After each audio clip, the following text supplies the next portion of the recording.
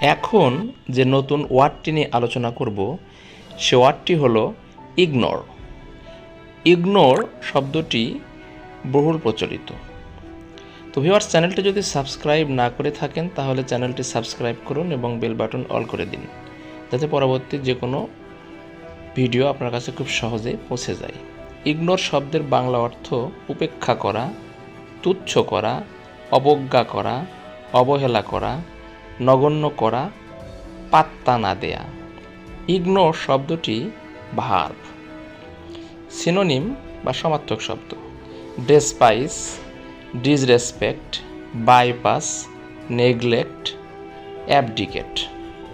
Sentence: I always ignore bad companions. আমি সবসময় খারাপ সঙ্গীদের উপেক্ষা করি। ধন্যবাদ।